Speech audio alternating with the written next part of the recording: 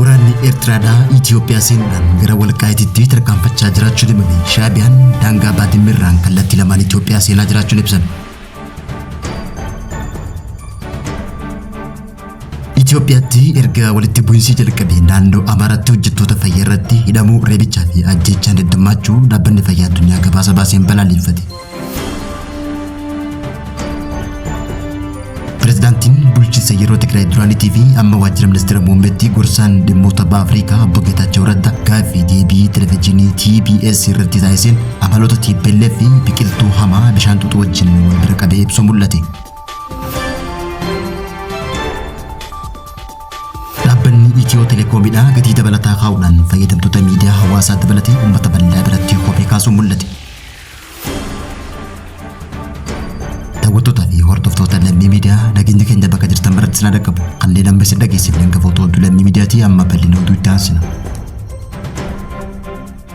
Shaabiyaadhaa fi TPLF waraana isaanii kallattii adda addaatiin gara sarara fuulduraatti tarkaanfachiisaa akka jiran dhaabbanni xiinxala waldhabdee Critical Treaty jedhamu ibseeti jira. Humnoonni lamaan mootummaa Itoophiyaa irratti waraana banuuf walii galan kun kallattii gurguddaa lamaan loltoota isaanii gara daangaatti ceesisuu isaanii ni yaadatama. Wayyaaneen humna isii gara naannoo daangaa Amaaraa fi Affaaritti tarkaanfachiisuun ibsame. Gama biraatiin Shaabiyaan loltoota isii gara fuulduraatti tarkaanfachiisaa kan jirtu yoo ta'u, gama daangaa walqaa'iitti dhufuudhaaf bakka Itoophiyaa, Eertiraa fi Suudaanitti wal daangeessan seenaa jiraachuu gabaasni Critical Treaty guyyaa irraa ba'ee mul'iseeti jira. Gabaasni kun akka agarsiisutti bulchiinsi Isaayyaas Afwerqii gama walqaa'iititti Takazeerraa fageenya gabaabaa irratti loltoota bobbaasee kan jiru yoo ta'u, waraanni wayyaanee taankii 70 dabalatee gama Shireetiin wardiyyaa dhaabbatee jiraachuun himame. Waraanni Shaabiyaa TPLF wal ta'uudhaan walqaa'iitti qabachuuf imalarra kan jiru yoo ta'u, kallattii daangaa Baadimee irratti kan argamu yoo ta'u, yeroo ammaa kana Shaabiyaan loltoota isii hanga Maqaleetti kallattii wal fakkaatuun bobbaasuun mirkanaa'e. Shaabiyaan waraana isii Baadimee irraa hanga Digiraatti bobbaasuun waraana TPLF tuubaan gara Mahaaleetitti dabarsuudhaan loojistiksii waraana isii handhuura Tigraay magaalaa Maqaleetti akka bobbaafte himameeti jira. Dhaabbanni Critical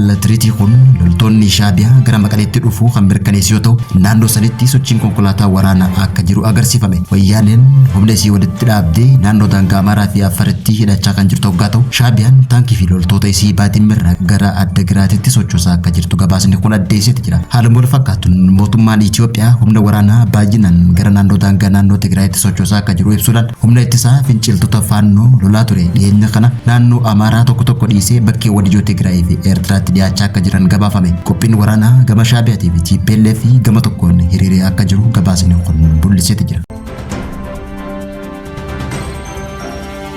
Itoophiyaa keessatti erga walitti bu'iinsi jalqabe naannoo Amaaraatti ajjechaan hojjettoota fayyaa irratti baay'achuu dhaabbanni fayyaa addunyaa gabaasa guyyaa irraa baaseen balaaleffannaa ibse. Daayirektarri olaanaan dhaabbata fayyaa addunyaa Dr. Tedros Adhanom naannoo Amaaraa gabaasni rifachiisaan isa dhaqqabu ibsuudhaan gaafa amajjii 27 bara 2018tti Dr. Tsaggahum Tsinee magaalaa Baardaritti humnoota nageenyaatiin butame boodarraa akka ajjeefame hubachiiseeti jira. Lola naannichitti taasifameen hospitaalota irra miidhaan ga'uu fi hojjettoonni deeggarsa lubbuu isaanii akka dhaban daayirektarri olaanaan kun ibse. Keessumattuu yeroo addaan ciccituun intarneetii odeeffannoo argachuuf gufachiisaa jiru kanatti taateewwan kanneen irratti qorannoo walabaa akka taasifamu gaafachuudhaan haleellaan dhaabbilee fayyaatii fi hojjettoota fayyaa irratti xiyyeeffate akka dhaabbatu cimsee gaafate. Kanaan dura waajjira qindeessituu dhimmoota namummaa dhaabbata mootummoota gamtoomanitti hojjetaan gargaarsa naannoo Amaaraatti du'uu beeksisuudhaan taatee kana balaaleffachuun hojjettoota gargaarsaatiif eegumsi akka godhamu gaafate turuun ni yaadatama. Naannoo Amaaraa godina Walloo Kaabaa aanaa Aangoot keessatti lola qawweetiin miidhaan cimaan kan irra ga'e Maalis Saxaw Abarraa du'uu isaa kan mirkanaa'e yoo ta'u,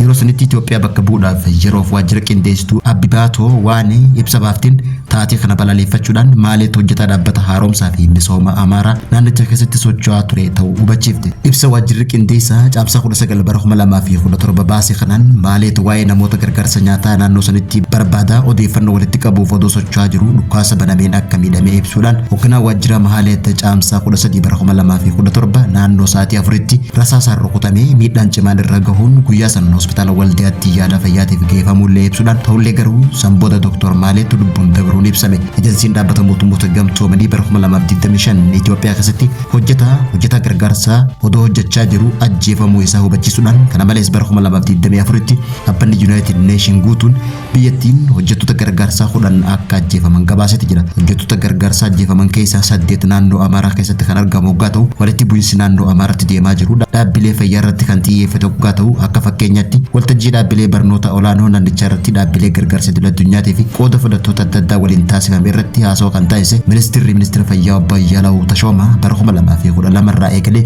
Itoophiyaa naannoo Amaaraa qofatti hospitaala 40 dabalatee buufataalee fayyaa 450 olii fi ambulaansonni 120 ol sababa walitti bu'iinsa uumameen miidhaan irra ga'uu ibseeti jira.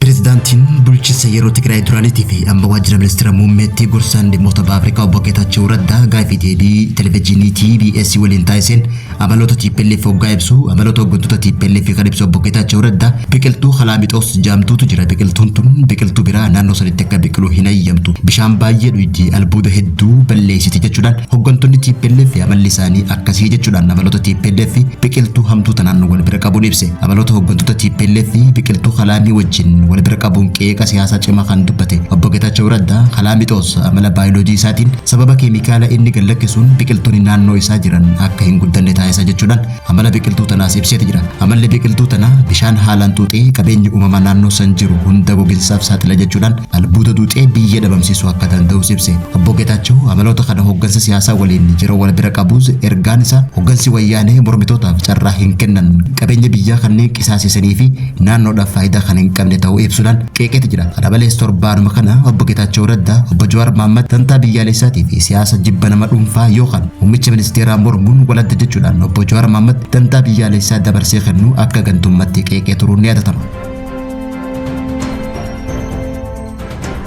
Dhaabbanni tajaajila Itiyoo Telekoomii gatii dabalataa kaa'uudhaan fayyadamtoota miidiyaa hawaasaa dabalatee uummanni bal'aan qeeqa kaasuurratti argamu. Dhaabbanni Telekoomii mootummaan Itoophiyaa Itiyoo Telekoom tajaajiltoota isaa muraasa irratti dabalii taarifaa hojiirra oolchuu isaa ragaan itti fayyadamamuu isaa dhaabbatichaa mul'ise. Daballii gatii kun addatti tajaajila kuufama intarneetii ji'a kan hin daangeffamnee fi kuufama sagalee irratti kan xiyyeeffate yoo ta'u daballii gatii tun fayyadamtoota kuufama kanaa bitachuuf itti fufanii fi fedhii tajaajilichaaf jiru hir'ina odoo hin agarsiisin itti fufee hordofe kan murtaa'e ta'uun ibsame. Itiyoo Telekoom kuufama tajaajila isaa hedduu irratti gatii dabaluuf murteessuun isaa ni yaadatama. Dhaabbatichi murtee tana kan fudhate baasii hojiif kaapitaala dabalaa dhufe akkasumas dhiibbaa dinagdee maayikiroo bal'aa biyyattii keessa jirus akka sababaatti kaasuudhaan ibsa gaafa 29 bara 2026 baaseen Itiyoo Telekoom sirreeffama taarifaa isa xiqqaa ta'uu hubachiisee jira. Haalli dinagdee qormaata keessa jiraachuu fi baasiin dhaabbatichaa tajaajilli kennuuf bu'uuraalee misoomaa babal'isuuf baasu dabaluu isaatiin wal qabatee kan murteessu ta'uu beeksise. Itiyoo Telekoom kanaan dura ji'oota 6 dabran keessatti galii birrii biliyoona 85 ol galmeessuu isaa ifatti kan beeksise waggaa ta'u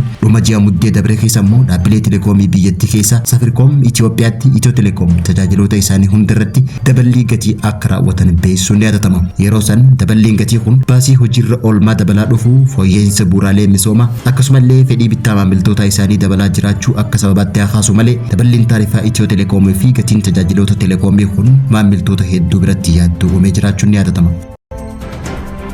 Daawwattoota fi hordoftoota lammii miidiyaa irraa oduun jiru kanaaf qabannee dhiyaanne kanan gammaatti hordofaa turtanii turtii gaarii.